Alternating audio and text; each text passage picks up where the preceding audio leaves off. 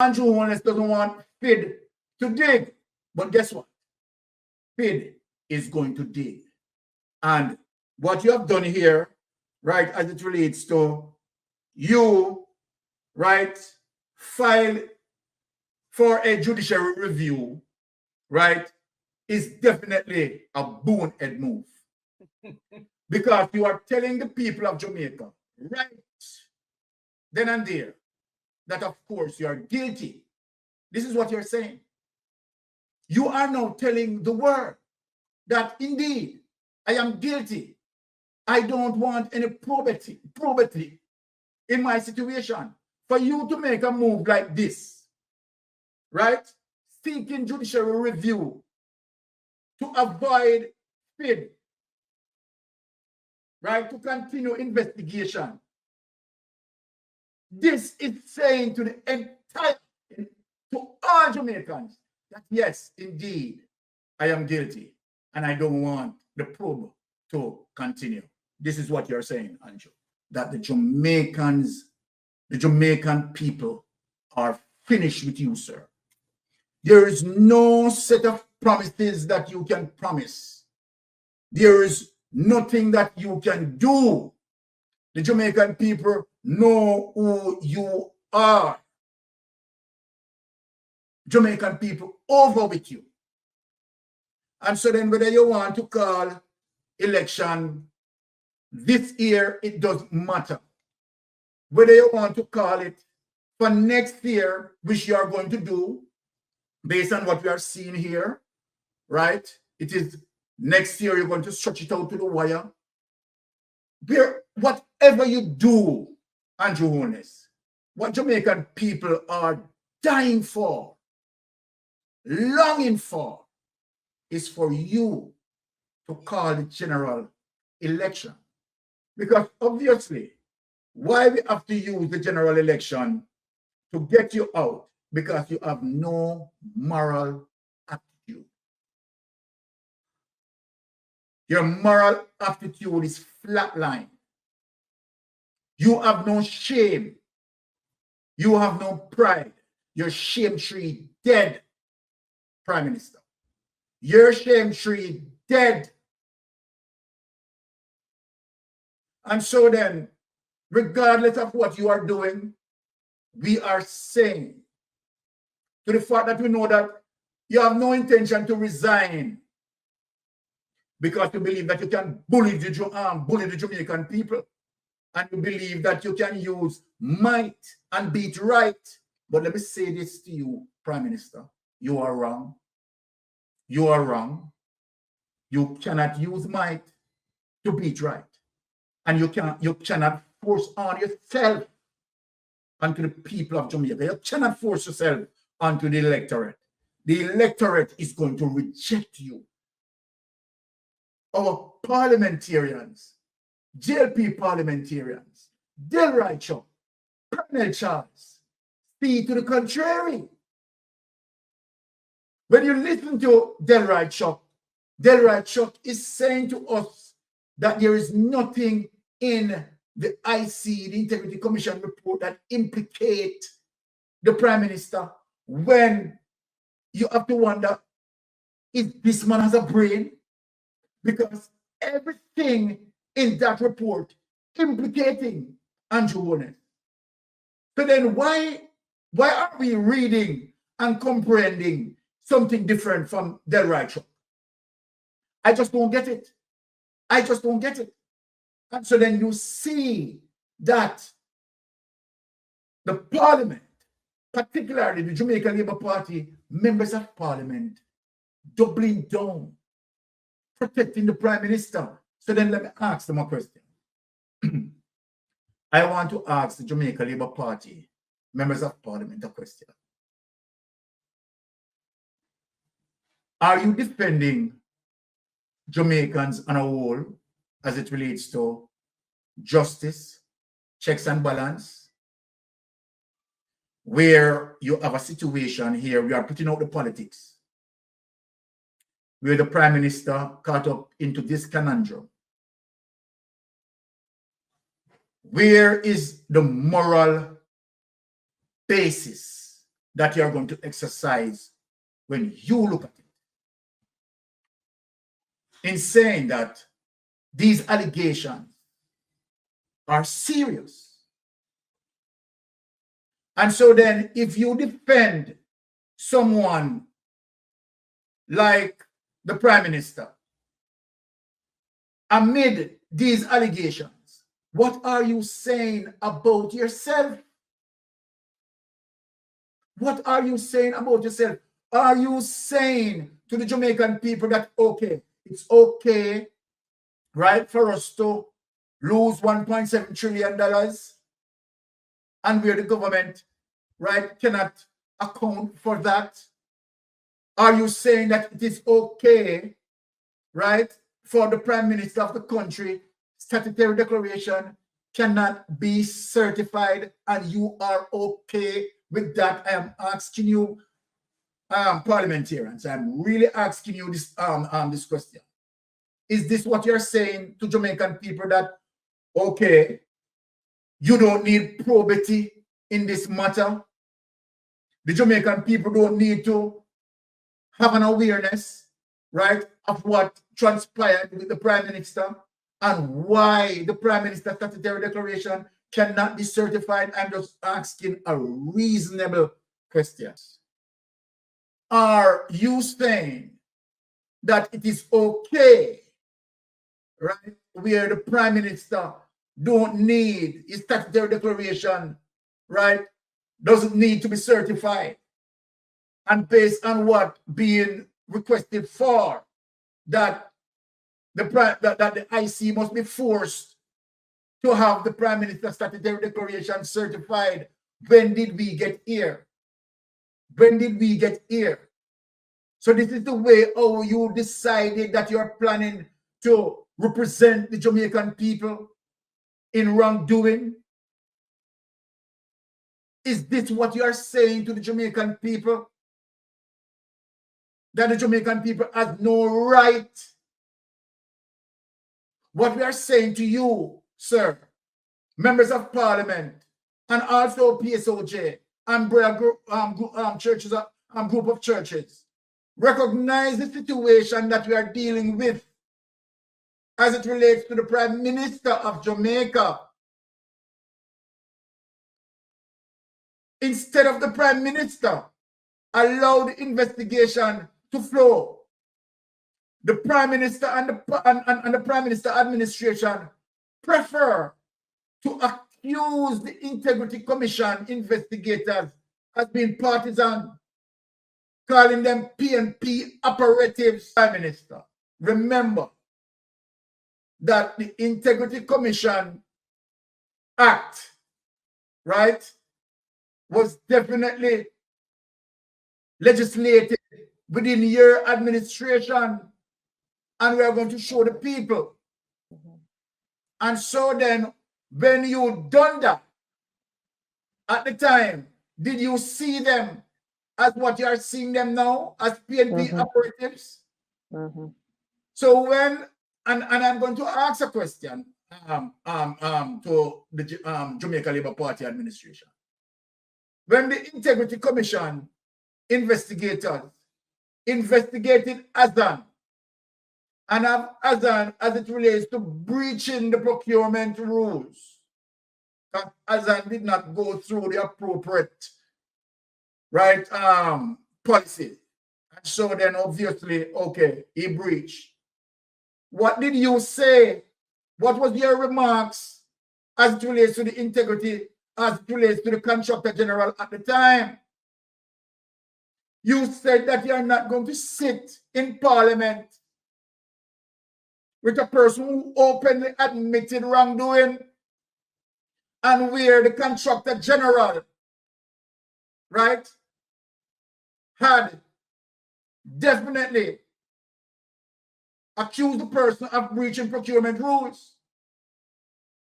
So then, at the time, how did you deem the Integrity Commission? That your administration legislated in law. The Integrity Commission Act was drafted The Integrity Commission bill, Mark Golden helped to draft that, and your administration, right, have it legalized. So what was the Integrity Commission investigators then? At the time when your administration have them legalized, were they PNP operatives? I want to ask you, Prime Minister, were they PNP operatives? That's the question that needs to be considered. No. So when they... Well, before you move on there, Brother Mystic, you made a very good point. Exactly. Now the Prime Minister has filed a lawsuit against the Integrity Commission. Yes. Now, when he was busy lambasting Richard Azan and saying the Contractor General said, and it was a dark day and he cannot sit in the Parliament with him, did the PNP take the Contractor General to court? No. No, right? So now he is taking his an arm of the government basically to court. So he's taking the law to court. So what is Andrew Holness really saying by his actions? That he's above the law. Exactly. He puts in these legislations for everybody else but himself. And all the persons who sit in the Parliament and condone and justify his behavior is worse than Andrew Holness. And they're all disqualified from leading the country. Because this said, what is the precedent that Andrew Holness is setting when he does that? Has this ever happened where the government takes an arm of its own government to court? An arm of the law. Has this ever happened in Jamaica? And so he talks about his legacy. This is Andrew Holness's legacy. And he really should be ashamed of himself for taking the IC2. I'm so glad my brother is here because I have questions for him. I'm so glad to see him. I look at me, All right. Because when I saw that the Prime Minister took the IC to court, I said, yes, I have questions for Rattigan. Because I've never heard of this.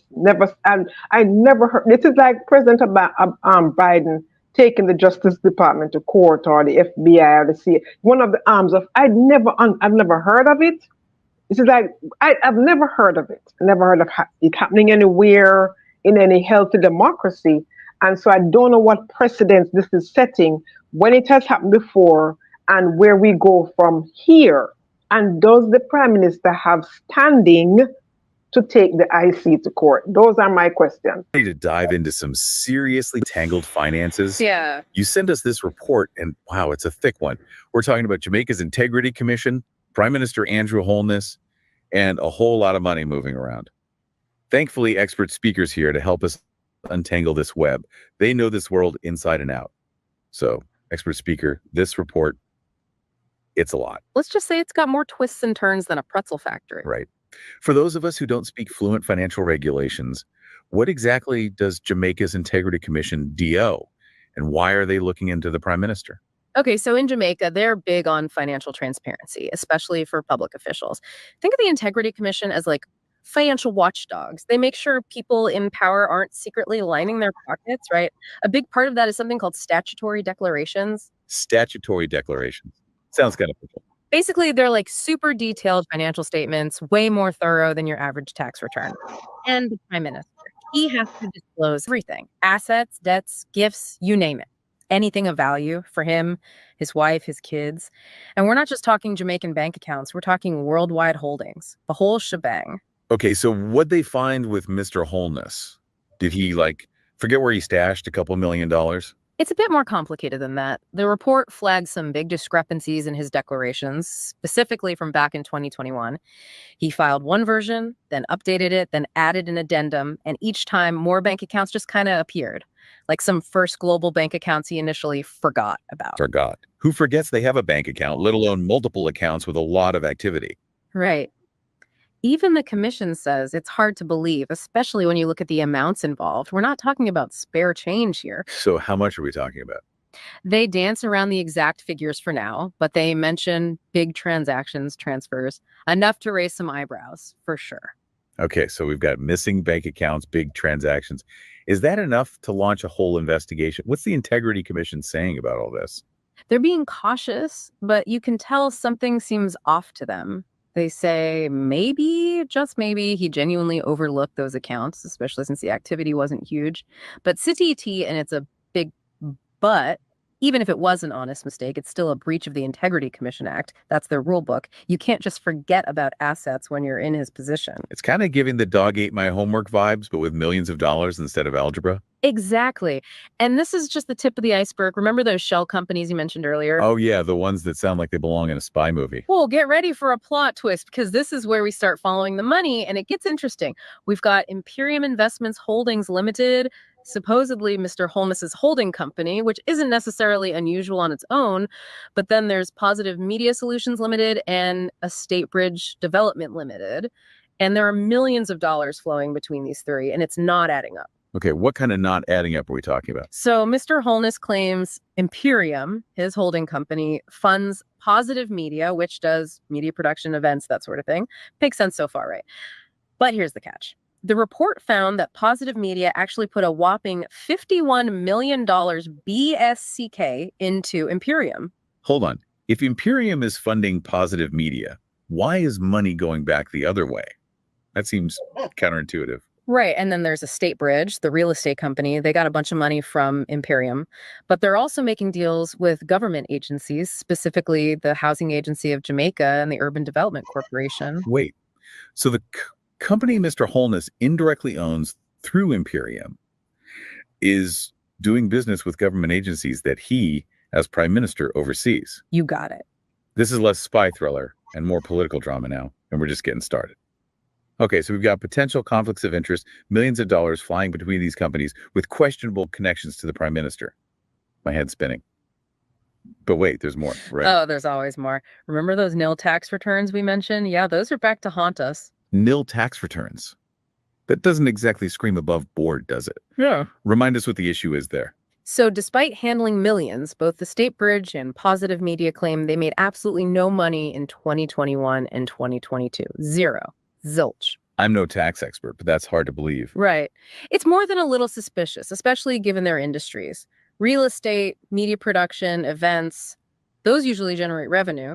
The Integrity Commission calls it a significant concern, and they're not wrong. It sounds like potential tax evasion. Exactly. And get this, Green Emerald Trading Limited, the company that supposedly loaned Positive Media a bunch of money, they also filed nil tax returns. Hold on, back up. Green Emerald, who are they and what loan are we talking about? Another piece of this puzzle. According to the report, Green Emerald gave Positive Media over $20 million in loans between 2021 and 2022. Okay, first of all, how does a company with nil income loan out $20 million?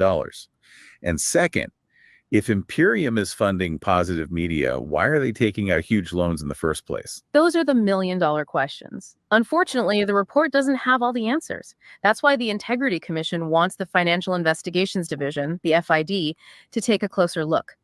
They think there's more to this story. This is like a financial hall of mirrors. Every time you turn around, there's another reflection that doesn't quite make sense. Tell me about it. And we're not done yet. Remember that whole thing about the $94,000 bond in Mr. Holness's initial declaration? Don't I forget. That's what kicked off this whole deep dive into Jamaican high finance. Well, it turns out there's more to that bond than meets the eye. The Integrity Commission did some digging following the money trail, and it led them to Stocks and Securities Limited, NCB Capital Markets, and a company called AdMat Incorporated, another one connected to Mr. Holness. Wait, another company? Are we keeping track of all these deep divers if you're playing a drinking game at home? Just kidding, don't do that. You need a clear head for this. But seriously, tell me more about this bond mystery. So the report initially suggested there were discrepancies in how Mr. Holness acquired the bond, where the money came from.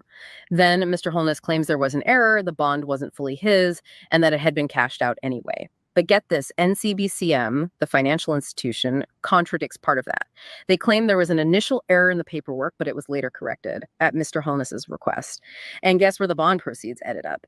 Imperium. So a bond initially reported as Mr. Holness's personal investment might have been bought with funds from a company linked to him, and then the money ended up in his holding company. You got it. That's some financial maneuvering. And remember, this isn't just about one bond. It's about a pattern, a disregard for transparency, blurring the lines between personal and company finances. It makes you wonder what else is hiding. So with all this, did Mr. Holness actually acquire any of this wealth illegally? That's the million-dollar question, and the report doesn't give us a definite answer. They say there are still some missing pieces. Missing pieces like what? Well, they couldn't get their hands on all of Mr. Holness's bank statements, particularly for his foreign accounts. And when they asked for a more detailed breakdown of his income and expenses, he basically said, what you see in the declarations is what you get. He refused to give more detail. That's a bold strategy. Right. Especially since those declarations are just a snapshot, not the whole picture. It's like trying to understand a movie from a couple of random frames. So how can they figure out these unexplained millions without the full picture? Exactly. And this is where it gets really interesting. Remember how we talked about all that money moving between those companies? Well, the Integrity Commission brought in independent forensic accountants to untangle it all. And what they found is something else. Don't leave me hanging. What did the forensic guys find? Well, the forensic guys, they had even more financial records than the commission, and they found a total of over $473 million in deposits across all the accounts they looked at. $473 million. Yeah. That's almost $500 million. It's a lot. And here's the kicker. They found a massive difference between what Imperium reported in their own WN books and what the bank records showed. Specifically, over $72 million was transferred from Positive Media to Imperium, but there's no record of it in Imperium's financial statements. Wait, Positive Media put $72 million into Imperium and there's no paperwork. That's not great. Right. And it makes you wonder about the accuracy of everything Mr. Holness has told the Integrity Commission. So what happens now? What's the verdict? Well, they admit they don't have all the answers, but they're not letting Mr. Holness off the hook. They're recommending the whole case goes to the FID for a full investigation. So they're calling in the big guns. Basically. Huh. And they're also going after those nil tax returns. All right. They were saying that the Integrity Commission seek external assistance, right? Which is those forensic experts, and they came and they did not find nothing. What we have just heard is to the contrary of that, Ratty. Right? Yeah, I'm listening. Yes, what we have heard is the contrary of that, that the forensic expert that the IC seek, they found, right, serious issues, right? They found serious issues. So what the Jamaican Labour Party administration is doing, right, is speaking on issues, right, that totally misinformation and disinformation where that is concerned, right? Because based on what we heard, the forensic expert, right, have discovered irregularities where that is concerned. Yes, Ratty, go ahead. Yeah, I'm looking at my notes here. If anybody who wants to follow, you can go to the Integrity Commission's report. You can go to section 5.8.142. That's 5.8.142, and also 5.8.143. That's page 125. And here's what they found. They found 753 deposits into 9 accounts. They also found 1,607 withdrawals and 473.1 million in deposits and 427.1 million in withdrawals. They also found they looked at 33 bank statements. They looked at 3 companies, Imperium, Positive Media, and Estate Bridge, and they looked at 3 financial institutions, NCB, Barita, and NCBCM. It's a lot to unpack. The Integrity Commission felt overwhelmed, and they brought this person in, and the person was in Jamaica for 6 months. Of course, people know this. I criticize the Integrity Commission a lot, and for this I criticize them too, because what they should not have brought in just one person. They should have brought in one person per year that they looked at. Yes. And then brought in as well a financial analyst. You know, they brought in an auditor. They should have brought in an analyst as well, who could then take the different years and paint, and would have painted a much better picture for us to see. But be that as it may, it's water under the bridge. This is what we have, and it's very, very troubling when you see that the Prime Minister is involved in all of this during COVID, during at a time when he should be working hard to get the country back up and running. And he was also studying, I believe, at the time, and he's acting like a banker here. I mean, who was managing all of these accounts for him? I just like to know. I didn't see where they asked him that question, but I'd love to know who was running. If he was running the country, who was running his banking? Because certainly he couldn't do both of them. It's just not humanly possible to manage 28 accounts and at the same time manage a country and then deal with a pandemic at the same time. Remember, it's just. But let me just get back to the thing that Marie was talking about, the suing the Integrity Commission. Look, it's going nowhere fast. There are only 3 conditions under which you can sue the Integrity Commission. You can sue them if you can show gross negligence in what they were doing. You can sue them if you can show malice, and you can sue them in the third one if you can show unreasonable force. Now we know unreasonable force, that's not applicable here. Malice is not applicable because they were doing what they were supposed to do.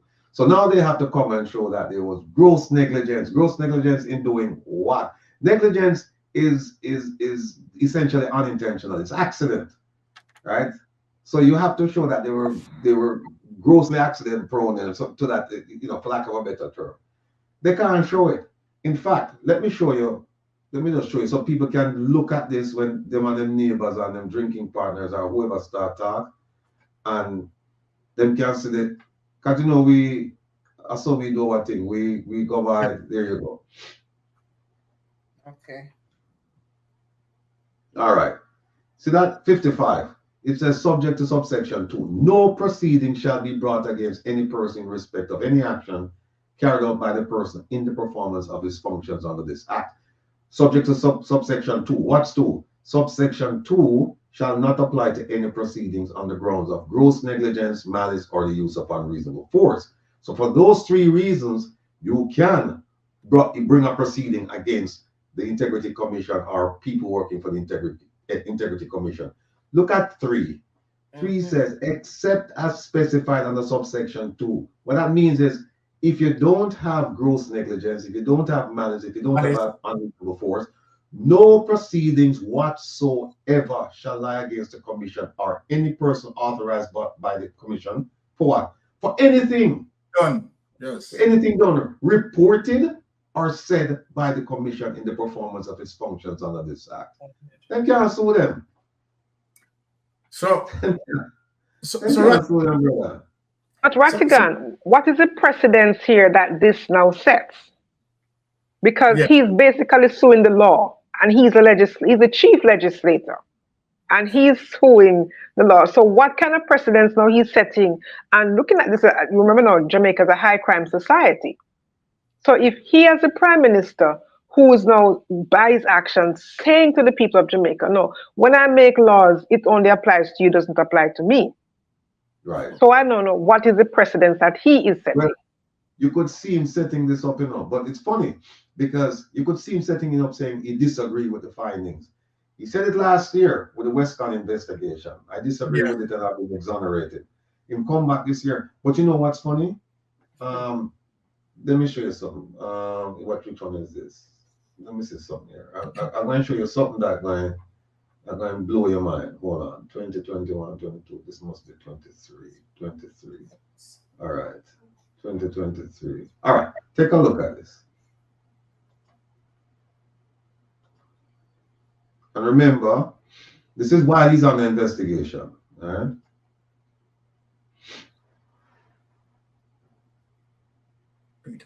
All right. Thanks, Emery. Now, folks, I was asking on Saturday, if anybody, what's the significance of December 9th every year? and that is Anti-Corruption Day, International Anti-Corruption Day, and Jamaica celebrates it. I think it's been in existence since 2005. That's when they first started it. But Jamaica is supporting Anti-Corruption Day, and every year they put out this newsletter from the Integrity Commission, and all of the big wigs in Jamaica, they jump on board because you know they get the picture in this thing, and they talk about anti-corruption.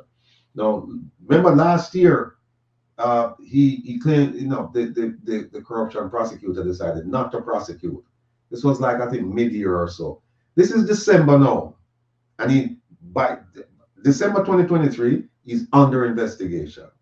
He knows this. Look at what he says about the Integrity Commission. Can you, yeah.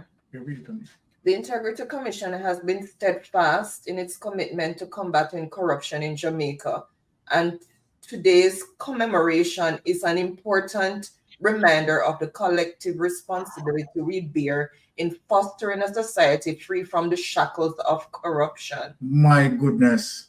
Look at the bottom. Start from the bottom, the work of. The work of? The work of, I can't see it. The Integrity.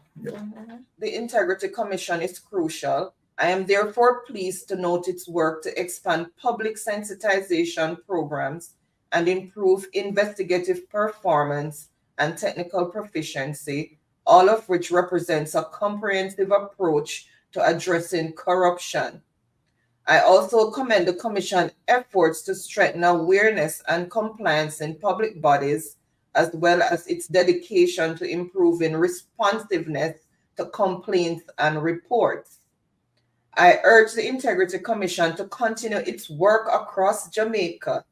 The government continues to promote transparency, accountability, and integrity to ensure that Jamaica emerges as a shining example of good governance. I almost... All right, hold on there, Ratty, because hold on there, Ratty. Yeah. Let me make it bigger. Hold on. Let me make it. You want All right. This right controlling it. Okay. Bigger now. You can see it, right? Yeah, go to the left. Because I want to read in here. Because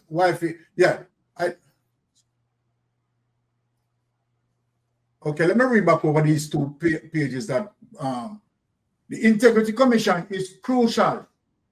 I am therefore pleased to note its work to expand public sensitization programs and improve investigative performance and technical proficiency, all of which represent a comprehensive approach to addressing me.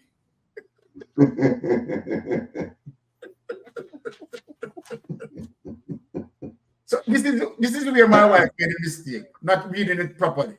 Let us read it over again. The Integrity Commission is crucial. It's not right. It's not the work of. It's not the work of. Okay, we can read it over, right? Because we have to read this thing properly, you know. Mm. The work of the Integrity Commission is crucial. I am therefore pleased to note its work to expand public sensitization programs and improve investigative performance and technical proficiency, all of which represent a comprehensive approach to addressing me. All right, go ahead now, Ratty. You have to make it clear to the people. The last one, where it said, I urge the Integrity Commission to continue its work across Jamaica. No, I urge, hold on, Ratty, I read it wrong.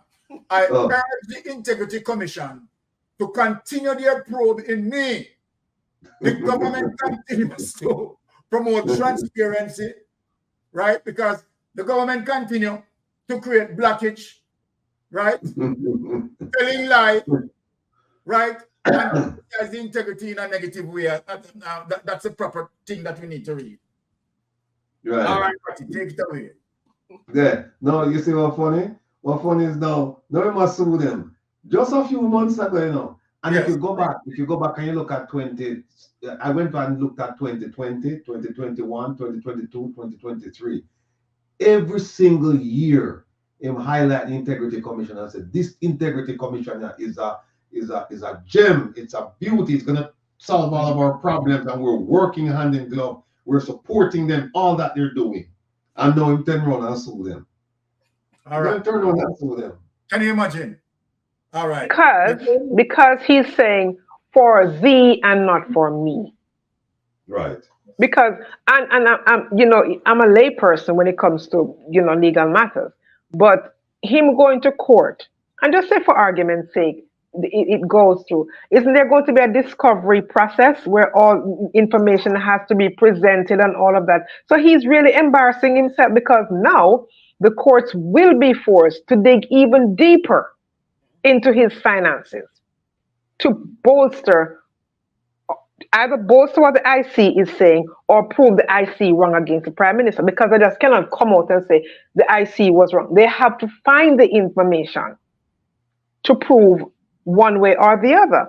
So, you know, I don't see what the purpose of this was for. And, you know, it's an indictment on him as a leader that he has sunk so low. But then again, when it comes to Andrew Holness, there is no bottom for this man. And all the people in the parliament sitting down and, you know, coming out and running, you know, doing the spin cycle for him, it is utterly disgraceful, because they know better, and the only reason for them to be supporting him, maybe their situation is much worse than his. You know what? Here's what I would have done if I were advising the Prime Minister. I would have said to him, listen, what we want with this is for it to be a 9-day wonder. They're shining a flashlight on it right now. We don't want a spotlight on it. And if you file a lawsuit, it's gonna be a spotlight, because like Sis says, now you start having discovery. You start having more investigations. It stretch out now. It can't be a 9-day wonder now. So if I were advising him, I'd have said to him, listen, you find a way at India, and after India, here where you don't know, head to Australia. And then from Australia, go to New Zealand. And you still to the country for about 3-4 weeks. And I would have said to him, said, tell me the name of a minister where you have them some secret plan where you don't like. Because here's what we are going to do. We are going to leak some secret plan a minister where you don't like. And make them start to investigate him or her. And then now you come back to the country. And then you tell them, say, you have to move him because you are in compliance with the anti-corruption principles. And therefore, you say to them, say, you see how I am? You see how incorruptible I am? I come back and I hear say this minister have problem, and I shift him. That is where that don't shift the argument. But when you go file a lawsuit now, you know, if me no advise FID, because FID I work down, Mr. FID, here's where you go. Contact the Egmont group, because FID is a part of Egmont, right? Egmont is an international organization comprised of financial investigators. It's a global organization. So what you do is you take everything you have from this report and you go to the Egmont group, America, UK, Bahamas, St. Lucia, Panama. We saw that name out places when we think money there, right? You want all them places there. And then you said to them, so listen, we want to know run, do a complete financial check on the Prime Minister, his wife, all of these companies, and all of these other people associated with him, and family members as well. Do a complete thing on them. This is what's going to happen now, you know. This is what's going to happen now. And it's going to cause a huge problem, because let me give the viewers them something now for true fun, right? Yes. You have not done something true fun. There is a person who works for the Prime Minister, actually works for the Minister of Foreign Affairs and Foreign Trade. And that is the CG in New York. Her name is Alcian Roach Wilson. Now, who is Alcian Roach Wilson? In a nutshell, she's a financial genius. She used to work for one of the biggest financial houses in the world. And she made her bones there, I believe. She was a manager there. In the end, she was operating a hedge fund, right? Make lots of money, lots of money. She's been on Wall Street for years. Now, I know for a fact that this lady was in contact with the Prime Minister almost daily in 2017, 2018. I know this, and I have a witness I have a witness who can come and say, yes, this is what happened based on conversations. No, she was not in government at the time. She was running up a hedge fund. And I couldn't figure out why she was talking to the prime minister on a daily basis. Because I'm like, well, she doesn't know him from school, didn't grow up with him. But I found out that she met him because she was in charge of taking care of certain financial matters for the government of Jamaica. And she has worked with both parties when they were in power. She has worked with both parties, particularly in terms of creating bonds for Jamaica, right? And then that lady left that job and she went to take over the CG job. Now the CG job, it pays this much compared to what she used to make. She make like dollars, and these are like chump change. But she took the job.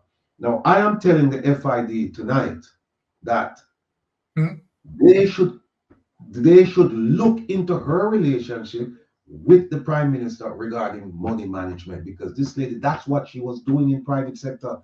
She was managing money at the time she was having conversations with the prime minister. They need to call her in. They need to interview her. They need to polygraph her as well. And I'm telling you, they are going to get information out of this lady. They are going. I can't say for sure that she was managing the prime minister's accounts or people associated with him. But the one thing I can say is they should look at her, because they asked the prime minister the question, tell us about what's going on overseas and whatnot. And I didn't see an answer. They asked him about that and I didn't see an answer. Maybe there's an answer, but they didn't publish it. I didn't see an answer. And I'm saying, in terms of being transparent, we need to know if he has accounts overseas. They should put that out as well. Because here's the thing. If he has accounts overseas, there's going to be problems with those accounts. Like source of funding, where the money come from for opening an account. It's going to be a problem. Now that the Integrity Commission investigators, right, would have asked Andrew Holness several questions. And one of the questions that the Integrity Commission asked him, if he has any other accounts anywhere, right? Ask him to, think if there's any other accounts anywhere, either in Jamaica, outside of Jamaica. Now, based on what you're saying, Ratty, now, if it revealed later that Andrew Holness have other accounts, isn't that this is going to be serious bangarang for the Prime Minister? It is going to be devastating. Take a look at this. Take a look at this.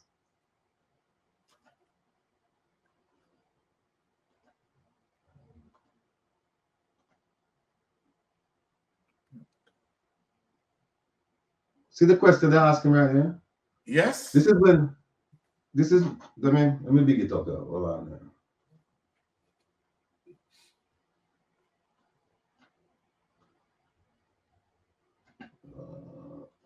Okay, there it is. Okay, let us read it. Question: if you believe that you have omitted any other information with respect to your income, assets, and or liabilities, whether they exist locally or abroad, as I was saying, kindly also provide full particulars of same.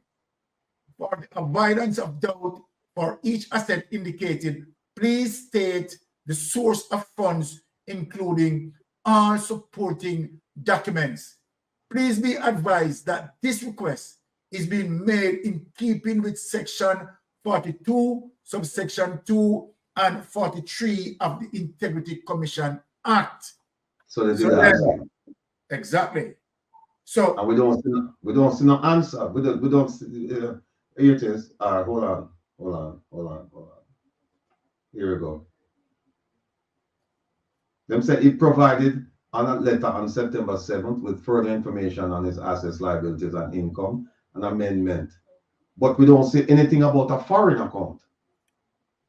But Ratty, let me say something. And Sister Maria, let me bring you in this space. You notice the question asked that is in red to Andrew Holness. His response wasn't anywhere in regards to any accounts locally or abroad. He did not respond, in that likeness, Yeah, we haven't seen anything. Exactly. So let us ask this question. Let me insert this question here. As it relates to the Prime Minister 28 accounts that are out there, right? And we have not seen nowhere on those accounts where Juliet Holness listed as a giant holder. Let me ask a question. Are there any other accounts pertaining to Andrew Holness and Juliet Holness having joint accounts? Now, if those accounts exist, then it is FID is going to find them. But for the Prime Minister conducting business, right? Several businesses, his wife as a real estate person. And just imagine the Prime Minister and his wife don't have a joint account. That not pass the smell test. What say you, Sister Maria? Let me bring you in this space. Now, I am thinking about the forensic person that they brought in. And, it came to mind, they could only operate with the information that they were provided. Because when you read the report, it says that the Prime Minister was not fully compliant. So how can they rule on something that they really don't have any information on? They couldn't, do anything with that. So he leaves more questions than he provided answers for. And as you know, I start to think about it and think about the web of confusion with all of these things happening right here. Because it makes no sense that this is the Prime Minister of a country who has so much time to do all of this while at the same time running the country. And as a side note, his health minister wrote a book in the height of pandemic, but that's a story for another time. But just saying that's how busy these people have been, and he has set the tone for that. He has set the tone. What concerns me is the short memory of the Jamaican people. Yes. And how they will still go back and vote for this very person whose credibility has been shot, who has no moral compass, who has no integrity. And this person who, with 28 bank accounts, when they cannot open one bank account, who can open an account with no money, $0 and 0 cents, this person is still asking to lead them as a Prime Minister.